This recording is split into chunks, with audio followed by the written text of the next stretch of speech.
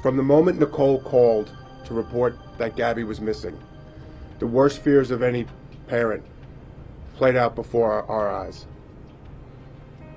That nightmare became a reality when the Grand Teton search and rescue team located their beautiful daughter. Could you imagine finally having your dream life, spending time with family and friends? Nothing could go wrong, right? Well, this took a turn for this young New York girl. Hello everyone, today is actually one of my first YouTube videos ever, so if I'm nervous or act a little weird, it's just because of that. Like, I don't make videos, and I'm just gonna get right into the video. Okay, so this case is gonna be on Gabby Petito, but first let's do some backstory on the parents. So Joseph Petito and Nicole Schmite, who got remarried to Schmite, had 3 children, one of them being Gabby. So Gabby was a 25-year-old YouTube and content creator and loved posting on TikTok, YouTube, Instagram, mostly all the main social medias. But she also loved spending time with her boyfriend, Brian Laundrie. So Gabby and Brian met in Bayport Blue Point High School in Long Island, New York. Despite being young, people around them said that they loved each other and were high school sweethearts. This was short-lived when Brian ended up graduating in 2016, but in 2019 they met again and decided the love for each other was still, there and kindling. So after a while Brian and Gabby dating again, Brian took on the chance, I guess, to ask Gabby to marry him. And Gabby was so thrilled. Like, she was so happy about this. She actually went on Instagram and, her social medias to post saying, "Brian asked me to marry him and I said yes." So with all of this going on, Brian and Gabby decide the best option for them is just to move to Florida with Brian's parents. So everything was going good for the couple. They loved each other and loved going outdoors and traveling, and they actually posted these events that they went on, these trips that they went on. So this led them to planning a months-long trip to the west side of the country on July 2nd of 2021. They took Gabby's white van that they turned into a camper for the trip. So as everything was seemingly going well for the two, there was the Utah Police Department got a domestic issue call coming from a white van saying that a man was hitting on a woman. The police then found the van that belonged to Gabby speeding down the road near Arks National Park. So Gabby was seen on police body cam in distress, like just crying, pouring her eyes out. Like, there's even a video, I'll insert that right now.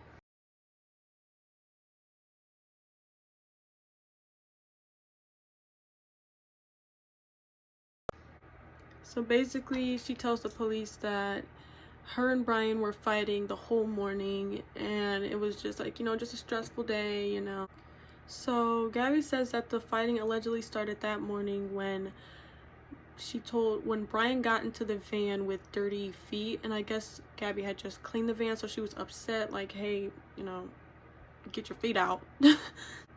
But Brian told police that spending too much time together inside the van had created an emotional strain on him. He also had claimed that the bruising on his face was from Gabby, but that was never clarified if it was or not. But so Gabby, Brian, and the police decided that it was best for them to separate themselves for the night. So Brian went to a motel and slept there, and Gabby stayed in her van. Later, it was found out that police actually labeled this incident as a emotional breakdown instead of a domestic violence report. Police soon will regret this, though, thinking maybe there was more they could have done that could have prevented further. But a week later, on September 1st, Brian returns home to Florida without Gabby. So everybody was confused, where had Gabby gone? If she's not with Brian, where is she? So when the parents had found out about this, they had a horrible feeling inside that was brought to them when they realized that the last text that they had got from Gabby was actually on August 30th that read no service in Yosemite. This text was weird because first, Gabby didn't ever talk like that. And it seemed that the couple were in Yosemite National Park in California, but Brian had just arrived in Florida that next day, and it takes a 2-hour drive to drive from Florida to Yosemite. So, like, it just wasn't adding up. So this brings into question who sent that text and how did Brian even get to Florida that fast? And I should also mention that a few days before this all happened, Gabby got a text from her mom that recalled her saying, "Can you help Stan? I just keep getting voicemails and missed calls." This brought alarm to the parents since Stan was Gabby's grandfather, and Gabby never called her grandfather by his first name, Stan. That same day, people realized that Gabby wasn't usually posting on her social medias like she used to, which her last post being August 25th, 2021.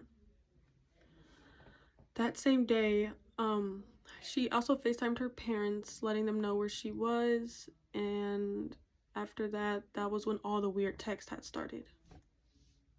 So back to Brian. Police showed up at Brian's home in Florida where they found Gabby's van, but Brian was nowhere to be found. So that then ruled Brian as a main person of interest in Gabby's disappearance. So they brought Brian in and tried their best to talk to him and get him to open up and tell him where is Gabby, because no one knows what's going on. But Brian would not say a single word. He literally kept his mouth shut this entire time. He said nothing. And people tried pleading with him, begging him, but he wouldn't say anything. This also made Gabby's parents strongly believe that Brian really did have something to do with Gabby's disappearance. But moving on to Brian's parents, after they couldn't get to Brian and get him to say something, they tried to move on to his parents to get them to say something. But just like Brian, they said nothing, and people don't know if that was because they were trying to cover up for their son, or just they didn't want to say anything because they knew something, or they just didn't want to get their son in trouble. But they wouldn't say anything. This also made Gabby's parents strongly believe that Brian really did have something to do with Gabby's disappearance. So this put major suspicion on Brian's parents, because people are thinking why are you not want to speak up? What's going on? So this also made people think did they do something to Gabby, or did they both, Brian and the parents both do something to Gabby, or we don't know what's going on. But then on September 17th, Brian's parents reported to the police that Brian had suddenly, randomly gone missing. He told his parents that he was going on a hiking trip at Carlton Reserved Park, but never came back, and he actually left his wallet and his phone. So his parents are thinking he might have hurt himself. So police and the search team spent days out in this rural area looking for Brian.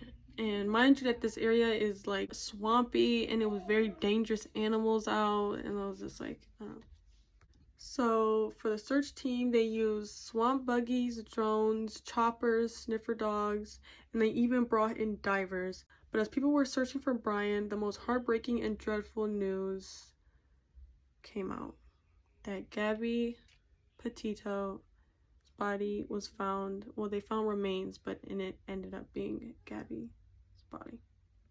So Gabby's body was found in a very rural camping area in Bridger Tita National Forest. I don't know if I pronounced that right, but yeah, and it was in Wyoming. Her death was labeled as a homicide, and it's now confirmed that she died from strangulation. So FBI then raided Brian's home, searching for so much. They even took the parents out the home and it was put up for, like, a whole house was put on investigation. So after searching the house and still searching for Brian, they put out a warrant for his arrest for fraudulent activity. Later, it will be discovered that Gabby's debit card was used on August 30th and September 1st. And this was days after Gabby had gone missing in a Florida park. And while all this was going on, Brian's body was found on October 21st, 2020, and autopsy revealed that he had died from a suicidal gunshot to the head.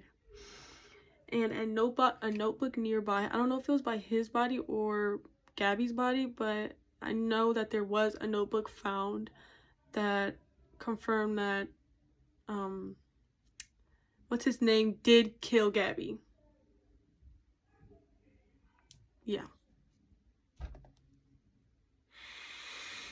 Yeah, Brian, he killed Gabby. Okay, I guess I didn't make an outro, but I don't really like outros or intros, so I'm not gonna do that. And tell me how I did with this. I know it's not really like a professional YouTube video like most people do it, but it's my first video, so what do you expect? Exactly. So, hope you liked it, and tell me what you would want to hear next, or tips on what I should do next.